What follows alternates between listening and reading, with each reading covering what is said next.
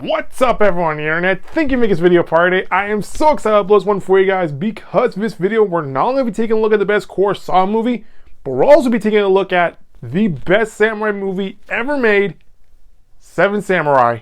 So this movie came out back in 1954 and is said to have inspired a lot of Western movies and a lot of filmmakers to this day, but we're getting ahead of ourselves. Anyway, the movie takes place in 1586 during the Sengoku period where a lot of civil wars and uprisings were taking place, and all this is explained within the first few minutes as it pretty much sets the stage for a story you're about to watch. And we open up on this village that is pretty run down where the people are practically starving, but that's only because they just got raided by a gang of criminals who do plan to return for the next harvest. However, after these criminals leave, some of the more younger villagers believe that bringing in samurai to help ward off these thugs will actually set the village free, much to the older villagers' protest who believe that they don't have the resources to supply these samurai.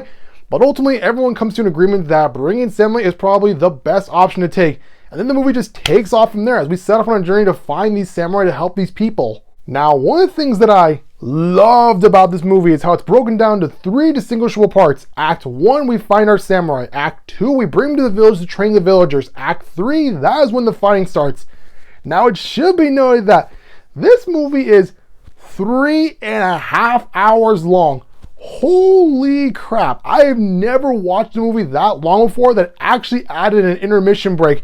No joke, I was watching the movie and around halfway through it cuts to a black screen with the words intermission break in Japanese.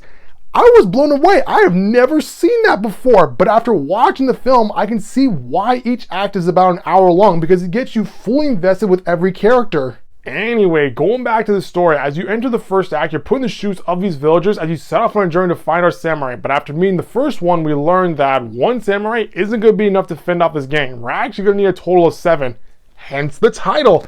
And it doesn't take long to recruit the other 6, and I love how each of these men has their own different personality and their own unique skills that make them stand out from the group, which makes it all the more fun as you look through the roster and try to find your favorite samurai. I mean, you have the leader, the rookie, the quiet guy, the fat guy, the crazy one, the friendly one, then you have the archer. My personal favorite was Heihachi, who was probably the friendly big brother of the group. And by the time the first act is over, we're already invested with each of these samurai as we make our way back to the village to get ready for the coming battle. Which brings us to the second act, which I like to call the training arc, because that is when we get to watch our samurai train these villagers. And I love how within the second act, we also get a feel for the village as we learn about every path, every creek, every field that we have to defend. And because all this is done on a real location, you can feel the dirt beneath your feet. At the same time, while we're learning more about this village, we're also watching these samurai form a connection with these people. And I love how everyone has a job to do because while some people are building gates, others are learning on how to hold a spear. I even liked watching these samurai play with the little kids because it just humanizes them. Because in terms of class, these samurai are leagues ahead of these people who are practically peasants to them. But by watching them play with the kids, help the elderly, and train the younger ones, you realize that these 7 samurai are just like regular people like you and me. Which brings us to the third act, and oh my god, that is when they pull out all the stops once the fighting starts.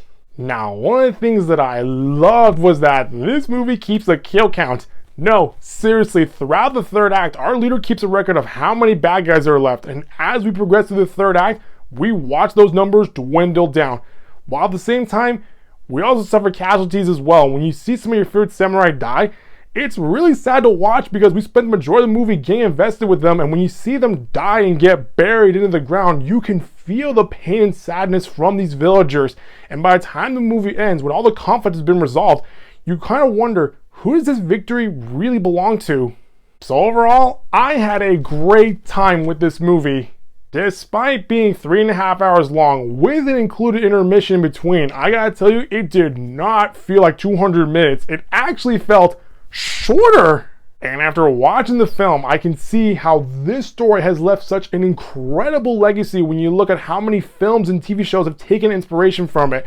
Most famously, The Magnificent Seven, which is the exact same story, but with cowboys. Or if you're younger, Bug's Life, which is also very similar when you see one little ant recruit several unique bugs to save his colony.